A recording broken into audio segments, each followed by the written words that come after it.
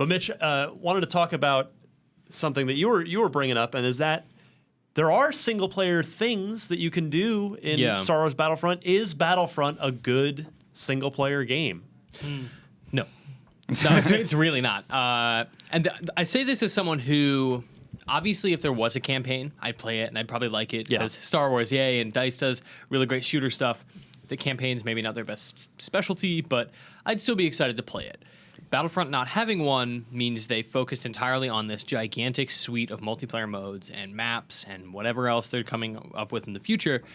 So Battlefront is focused in that way. I think it's not necessarily lacking in that way that people expected it to be with no campaign. So I don't think it needs a campaign. That said, I feel like DICE sort of thought it did because you see the amount of content in that game that allows people to try different weird things or play alone and stuff like that. And it seems like they wanted to fill the gap where players thought the campaign should be with stuff they could do instead.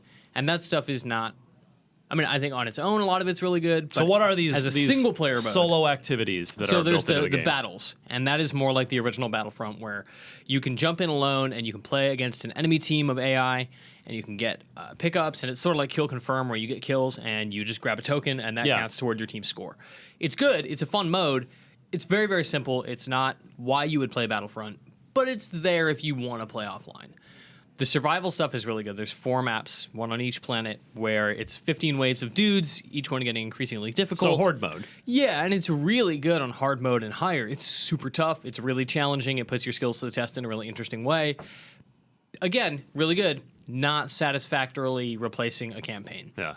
But I like it. I think it's the stuff that's there is fun. And I think it's in the spirit of Star Wars, and it's in the spirit of what Battlefront does well. But if you're playing this under the expectation, like, I just want to play this alone, I don't want to play 40-player multiplayer, this is not the game for you. Okay. This is very much a 40-player multiplayer game.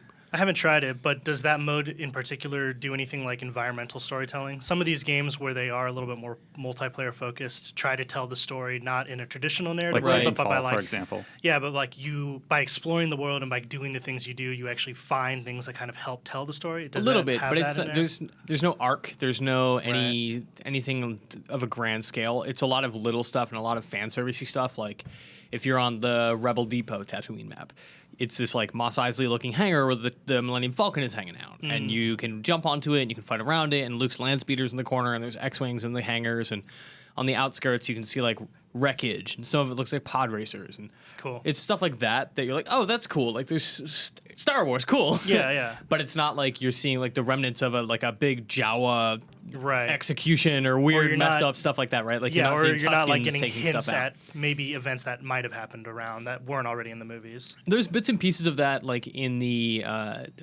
Hoth map is not actually Echo Base; it's Outpost Beta, so it's a different part of the Rebellion's bases on Hoth. So you get to see, oh, over there is another part of Hoth that I recognize, and then there's the shield generator that's been blown up. So you get to see like, oh, this is after The Empire Strikes Back. This is after most of the like Luke is gone, Han is gone, the Millennium Falcon's not here. They've taken off, but Hoth's battle didn't end there. So this is like the continuation of that in some sense. So we've talked in the past about Titanfall. Titanfall in particular, where and I guess Evolve too. So those are the kind of the two that have come up where we've said where we know that sequels for those are coming, even if they're not super officially formally announced. And we've speculated in this show that those are going to be the games that, because what shipped was sort of the minimum, we say before, the MVP, minimum viable product. Yep. And that, Evolve 2, Titanfall 2, are those going to have full, proper single-player campaigns and sort of flesh things out? Mitch, do you see, after what you've seen of, which is everything in Battlefront, and what we know about it, which is that development on Battlefront started the day that EA got the license, which was 2.5 years ago, so they had to get a game out for this, which is the Force Awakens is launching. Do you think in 2 years from now we will get a Battlefront 2 that has a single-player campaign, that has space battles, etc.? I've been saying on the show for a long time, I don't think Battlefront 2 is ever going to happen. I think that this will be a long-standing platform. You'll get a Rogue One expansion, you'll get an Episode 8 expansion, you'll get the Han Solo movie, stuff to tie into the movies, maybe a Rebel set. No, totally, no. I'm totally backing off. Like, I am back on the Ryan McCaffrey line of thinking of, like, I think what we're going to see is Battlefront, Battlefield, Battlefront, Battlefield, Battlefront, Battlefield. Because See that? Star Wars is like, yeah, I like it. Star Wars is too big for them not to do as often as possible, as long as they can do it right. And with Battlefront, I feel like they got it right. A lot of people are feeling a little bit let down because of the lack of content, which I think is crazy because the game is huge. But yeah, I feel like Battlefront 2 is a thing that will absolutely have campaigns. It will absolutely incorporate a lot of the stuff that fans wanted, like space battles, even if it's just like a fighter squadron thing. And I think you might see that in the expansion. There might be like, oh, one of the new maps is like outside Death Star 2, and it is like the assault, and it's just air combat, but it's in space. I really, really disliked Battlefront 2 space combat. It just did not work for what they were doing.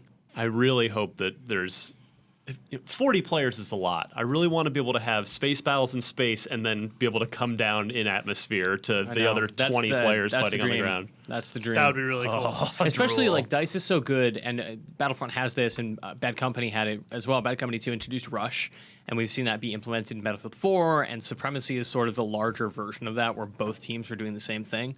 It's kind of like pushing deeper and deeper into their bases. What would be really great is if it's like destroy the rebel transport and then destroy their base on the surface. So like start in space, take out the transport, get on the ground. So good. I'm feeling it. It's going to be good.